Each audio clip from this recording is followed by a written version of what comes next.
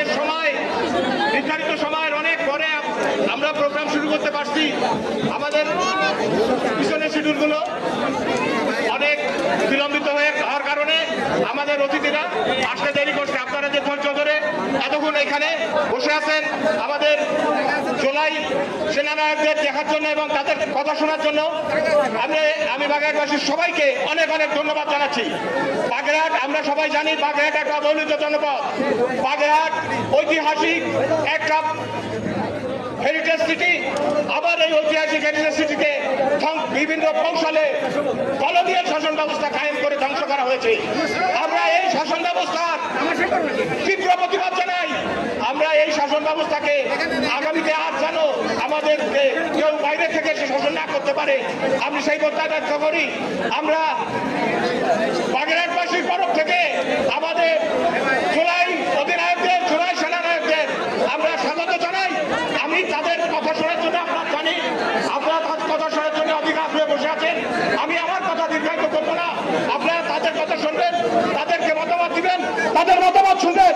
ইনশাআল্লাহ তারা আমাদের বাগেরহাটের উন্নয়ন নিয়ে কথা বলবেন, বাগেরহাটের সমস্যা নিয়ে কথা বলবেন। বাগেরহাটের সমস্যাগুলো তাদেরকে আমরা জানানো হয়েছে। ইনশাআল্লাহ আপনারা ধৈর্য ধরে আমাদের জুলাই যোদ্ধা জুলাই অধিনায়কদের কথা শুনবেন, এনসিপির জাতীয় নেতাদের কথা শুনবেন, আগামী রাষ্ট্রনায়কদের কথা শুনবেন। ইনশাআল্লাহ আমরা সবাই ধৈর্য ধরে আমাদের ধৈর্যের পরিচয় দেব। ইনকিলাব জিন্দাবাদ। সংগ্রামী বন্ধুগণ, আজকে খুলনা বিভাগের আমাদের শেষ সমাবেশ। আমরা গত 1 জুলাই থেকে আমাদের এই পদযাত্রা শুরু করেছি। একে একে রংপুর বিভাগ, রাজশাহী বিভাগ শেষ করে আমরা এখন পৌঁছেছি আজকে এই খুলনা বিভাগের শেষ প্রান্তে। আমাদের এই সমাবেশে এখন বক্তব্য রাখবেন জাতীয় নাগরিক পার্টির সিনিয়র যুগ্ম সদস্য সচিব ডক্টর তাসলিম জারা। এখন আমাদের মধ্যে বক্তব্য রাখবেন ডক্টর তাসলিম জারা। ইনকিলাব ইনকিলাব জিন্দাবাদ জিন্দাবাদ। জনতা জনতা। প্রিয় বাগেরহাটবাসী, আসসালামু আলাইকুম। আপনারা অনেক কষ্ট করে অনেকক্ষণ ধরে অপেক্ষা করে আছেন আমাদের জন্য, অনেক ধন্যবাদ। আমরা আস্তে আস্তেই শুনছিলাম যে অনেক ঘন্টা ধরে আপনারা এখানে আছেন। আপনারা যে এতক্ষণ ধরে আমাদের জন্য অপেক্ষা করে আছেন সেটার জন্য আমরা অনেক কৃতজ্ঞ। আপনারা যেই প্রতিরোধ গড়ে তুলেছেন, আপনাদের সন্তানেরাই প্রতিরোধ গড়ে তুলেছে, শুধু বাগেরহাটে না, ঢাকাতে বিভিন্ন জেলায় আপনাদের যে ছেলেমেয়েরা আছে ওরা দুর্বার প্রতিরোধ গড়ে তুলেছিল বলেই আজকে আমরা এই নতুন বাংলাদেশে এখন দাঁড়িয়ে আছি। আমরা আর ওই পুরানো বাংলাদেশে ফিরে যাব না, যেই পুরানো বাংলাদেশে রাষ্ট্রের নিরাপত্তা বাহিনী নিজে নাগরিককে খুন করে, গুম করে, আপনাদের সন্তানদের চোখ কেড়ে নেয়, পা কেড়ে নেয়, হাত কেড়ে নেয়, সেই বাংলাদেশে আমরা আর ফেরত যাব না। এবং যারা এই গুম খুনের সাথে জড়িত, যারা আপনাদের সন্তানদেরকে, আপনাদের বাবাদেরকে, ভাইদেরকে, বোনদেরকে খুন করেছে, পঙ্গু করেছে, তাদের বিচার আমরা নিশ্চিত করেই ছাড়বো। সেটা যত সময় লাগুক বিচার হবে। শুধুমাত্র ক্ষমতার পালা বদলের জন্য মানুষ রাস্তায় নামে নাই। আপনারা রাস্তায় নেমেছেন যাতে দেশটা বদলায়, যাতে দেশটা পাল্টায়, দেশটা যাতে সবার হয়। এই দেশ শুধুমাত্র কোনো দলের যাতে না হয়, যেই দল সরকারে থাকবে দেশটা শুধু সেই দলের, সেই বাংলাদেশে আমরা আর যাব না। আমরা এমন বাংলাদেশ চাই যেখানে দেশের সকল প্রতিষ্ঠান, সকল মন্ত্রী, সকল সচিব বাংলাদেশের নাগরিকের হয়ে কাজ করবে। তারা নাগরিকের মালিক না। যে কোনো সরকারি অফিসে নিজেকে ভৃত্য মনে হয় আমরা কৃপা চাচ্ছি, ভিক্ষা চাচ্ছি, কিন্তু ওটা তো আমার অধিকার। কোন প্রাপ্য কিছু যেটা আমার প্রাপ্য সেটা পেতে গেলে ঘুষ দিতে হয় কেন? অনেকের সাথে কথা বলছেন যে ভূমি অফিসে যাইতে ভয় লাগে কারণ ওখানে টাকা ছাড়া কোনো ফাইল ধরে না, অথচ ওই অফিস তো আপনার ট্যাক্সের টাকাতেই চলে। আপনার ট্যাক্সের টাকাতেই চলে, আবার আপনি সেবা পাইতে গেলে আপনার আবার পকেট থেকে টাকা দিতে হবে, নাহলে ফাইল ধরবে না। আর যতখানি ভোগান্তি হয়, কেন ওই ভোগান্তি আমরা নিব?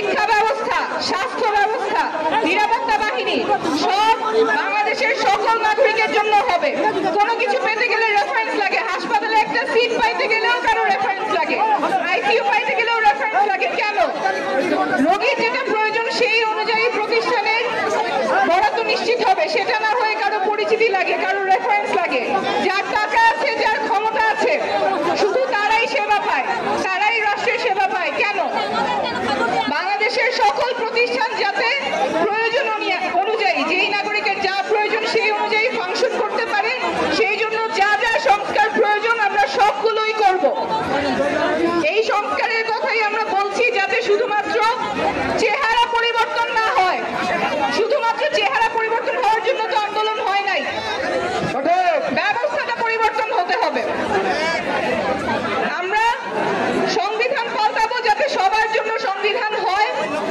দেশটা আমরা এবার আপনাদের সাথে নিয়ে, বাগেরহাটবাসীকে সাথে নিয়েই আমরা পাল্টাবো ইনশাল্লাহ। সকলকে অনেক ধন্যবাদ।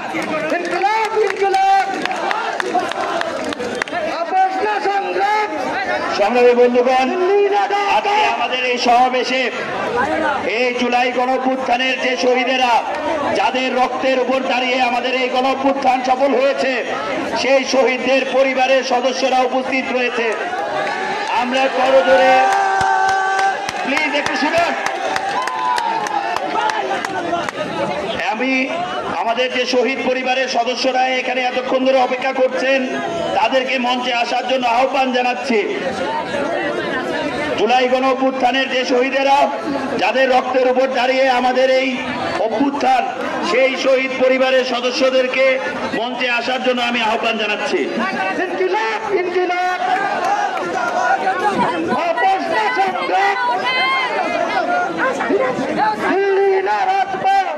সংগ্রামী বন্ধুগণ, এই মুহূর্তে আমাদের এই পথসভার যে সমাবেশ, সেই সমাবেশে বক্তব্য রাখবেন জাতীয় নাগরিক পার্টির সিনিয়র যুগ্ম আহ্বায়ক আরিফুল ইসলাম আদিব।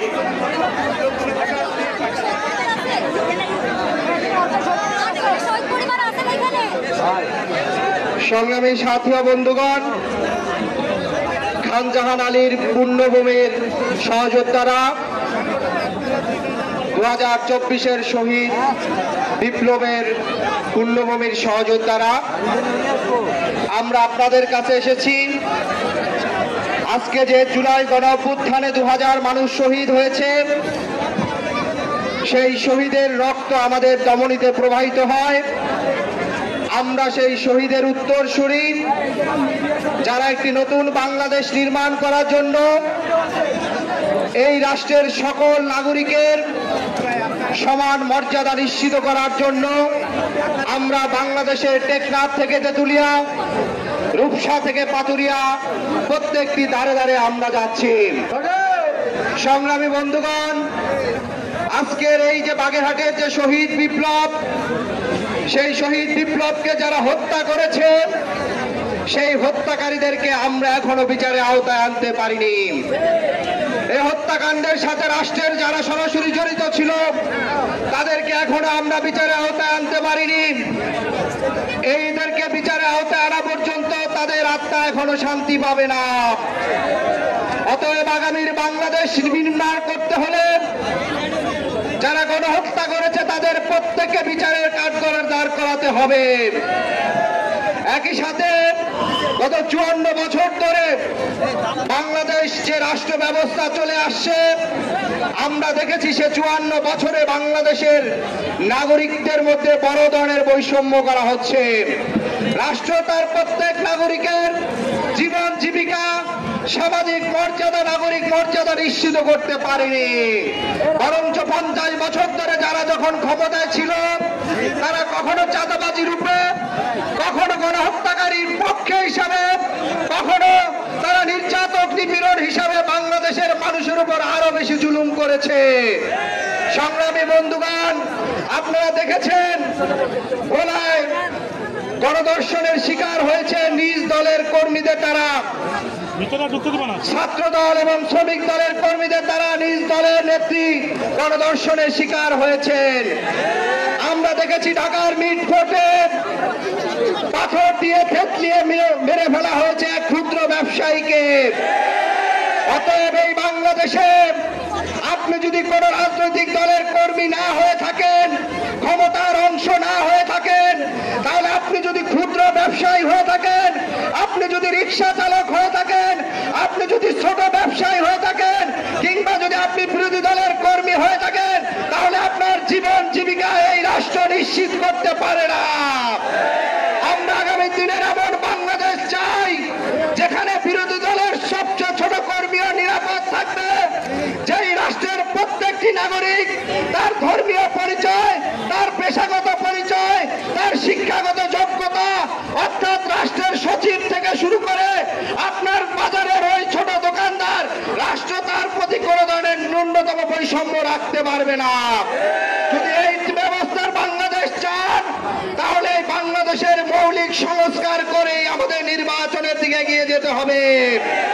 আর যারা নির্বাচন করে এই রাষ্ট্রকে পুরনো ব্যবস্থায় রেখে দিতে চায়, যারা সেই আওয়ামী লীগের রাষ্ট্রপতি রেখে দিতে চায়, মুজিববাদী সংবিধান রেখে দিয়ে শুধুমাত্র শেখ হাসিনার জায়গায় চেয়ারপারসনের জায়গায় চেয়ারপারসন পরিবর্তন করতে চায়, তাদেরকে বলতে চাই, বাংলাদেশের আপামর জনতা, বাংলাদেশের কৃষক শ্রমিক জনতা, বাংলাদেশের ছাত্র শ্রমিক জনতা প্রত্যেকে প্রতিবাদের ভাষা শিখে গেছে, প্রত্যেকে তাদের অধিকার আদায় করে নেওয়ার জায়গা শিখে গেছে।